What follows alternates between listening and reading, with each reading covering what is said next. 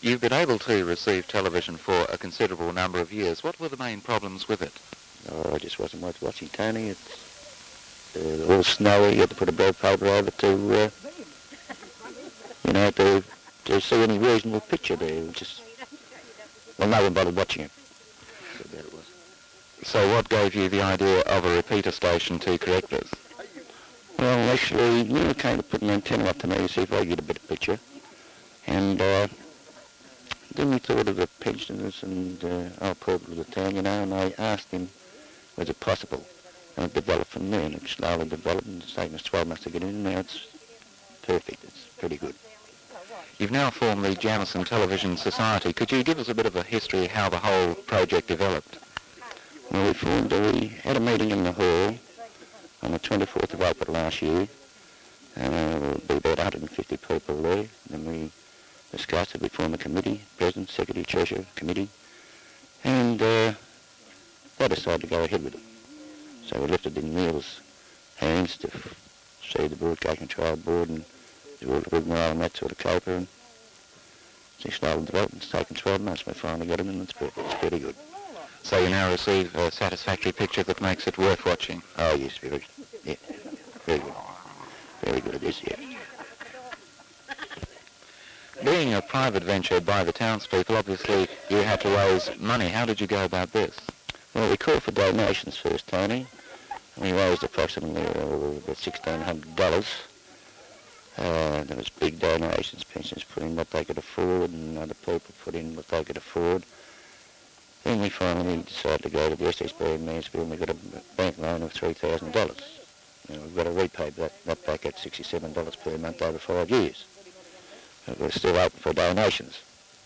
Now, how many families in the area would be participating in this scheme? Oh, I'd say about 90. Would this be a fair representation of the whole community? Well, we get a lot of caravanners, and they've been pretty good too. They put in their donations like $10 and $5 and even $1. They've put it in that way and slowly build it up, we hope the powers that be will come to the party too and put in a few little shekels. Now, having established it at a cost of nearly $4,000, I believe? $4,495. There's also the question of future maintenance. How are you going to allow for this? Well, I think we'll finish up with Neil on a basis, like a yearly basis, to maintain it. Then we'll insure it against vandalism and things like that, fire and tempest, whatever, insure the translator against that, and then we'll have Neil probably. When you were first approached about the idea of a repeater station, how did you look at the problem, and what were the main problems you were involved with? Well, I'd had my eye on Jamison for some sort of a repeater or a cable system for a number of years, but I felt that a cable system would be defeated by the cost of it. This is a direct cable link to the householders from this hill where I anticipated we'd get good signals, but I felt that the authorities would not allow the installation of a repeater. This was brought to a head when Mr. Clapton approached me and asked me what I could do about the whole problem. So I went and saw the authorities and was encouraged by them, and from this time Bruce and I did some tests and found that the system that I had in mind worked very well. Then we got the OK from the board to go on the air, and it's gone from there. Basically all it consists of is a receiving aerial, a length of cable approximately 100 yards, and an amplifier, and then a transmitting aerial. So that effectively the signal's being picked up in a good spot, taken to a good vantage point, and then retransmitted to the bad spots. The result is perfect television with a small aerial. In other words, you're simply lifting the signal across the mountain. Exactly. Now, what about the technical problems you incurred? It's pretty difficult terrain to work on. We did. The biggest problem was getting up and down the hill. There were no real technical problems. There's nothing has come to light in this whole project that wasn't anticipated.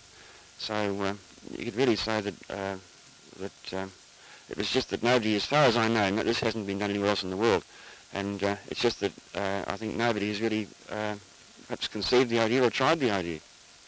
Now, Jamison, a community of 90 families, has got together for this project. A television transmitter, as such, is a very expensive proposition, so this means you had to design something that was within the reach of a small community. Well, this is the whole concept. This system uses everyday equipment that would be found in a large television installation in a motel or a block of flats. And this is the concept that's new. In fact, it's patented. The whole concept of using everyday equipment rather than studio quality equipment.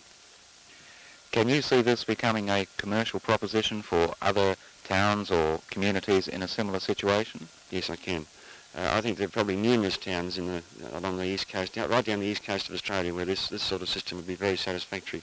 In fact, I'm working on another one now, which will be the same concept, but it will change frequencies, the same as the translator at Alex and Eildon, and I'm hoping to have that approved by authorities too. And this will mean that any difficult area practically can be covered by one of these repeaters.